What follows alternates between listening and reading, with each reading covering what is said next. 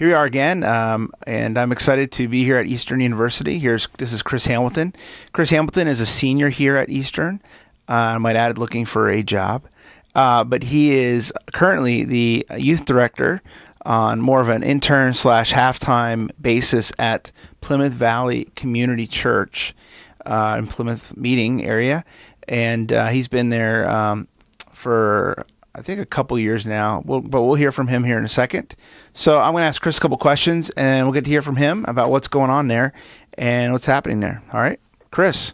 So Chris, tell us about your history there at the church at Plymouth at PVCC, and how long have you been there, and what do you love about the ministry? I've been at Plymouth Valley Community Church now for a year and a half. The church is awesome. It's really great. It has a very close family-knit relationship. It's really open. Everyone knows everyone very well, and they're really welcoming to outsiders. So that was something that really attracted me to the church, and I think the church just does a really good job of reaching out to others when people come to visit. All right, cool. Now, Chris, let's talk about the makeup of your ministry. Like, what does it look like in terms of programming, and what do you do with the kids for even weekly stuff, special events? What are you doing, and even what are you doing maybe for outreach purposes too as well? Like, give us a basic rundown of what you're doing there. Well, a typical week in our Acts is what we call our youth ministry, Acts Youth Ministry. On Sundays, we replace our Sunday school hour with a small group time. This is a time for the kids that are more wanting to grow and learn in their faith. And so we just focus around a small group discussion. We just talk and discuss. Right now, we're currently focusing on the aspect of loving others and why it's important, and how it should affect the way we live. Wednesday nights is our youth group time. This is more of a come and welcome kind of time. There's usually snacks. We usually play some kind of game and have a broader discussion of something related to the Bible. Right now, we're doing a topic box so the kids have an active say in what they want to talk about. And then usually once a month, we have some kind of special event that will have some kind of purpose, either a retreat that will be for the purpose of the kids inviting their friends, or something more specific like the 30-hour famine for the kids who really want to make an impact on the world and learn about the importance of this hunger and want to make a difference to do that. And we'll also do other things that are related for the kids anywhere between those two to come and grow. All right, good. What has been your biggest challenge?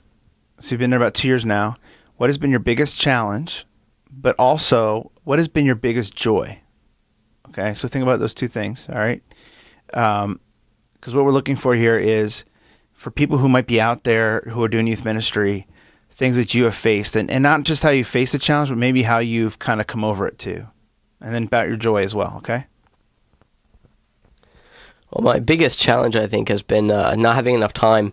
I'm just really realizing that there's no such thing as part-time youth ministry, and it involves a lot of time. So it's been a big challenge and struggle for me to try and balance my schoolwork and the work I do at the church.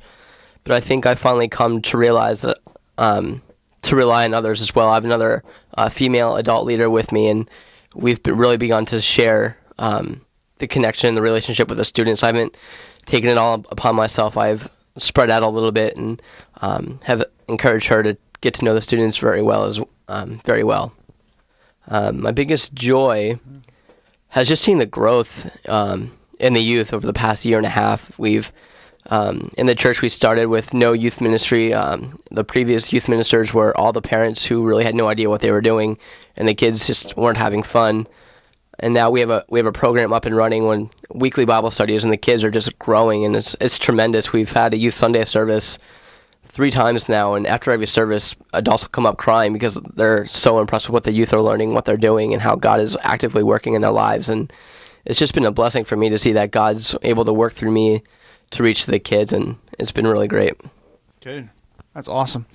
Now, there's a little plug and promo for a reunion, which is going to be coming up in November this year. What would you say to somebody who's kind of thinking, well, maybe we should, maybe I'm not sure if we're going to go? Like, what have you found at reunion to be just really cool, like awesome, how you feel like your kids have connected and so on, that kind of thing? Well, since I'm in a small church, it was kind of difficult because we only had a few kids going, so I wasn't sure if it was worth it last year. But I decided, you know what, we're going to do it, and I'm really glad we did, because last year the kids that I took, they were able to grow and learn in their faith. We had a wonderful speaker, wonderful bands, wonderful games and activities that the kids were involved in. But even beyond that, it was a chance for me as a youth leader to bond with the students even more and to get to know them. More about them. It was really awesome, so I would strongly encourage you to bring them. And if money is a problem, the church will come together and raise funds. That's what our church did, and our church paid for almost the entire thing for our students to come, and it was a true blessing for the church to do that, to rise to that purpose. All right. Thank you so much.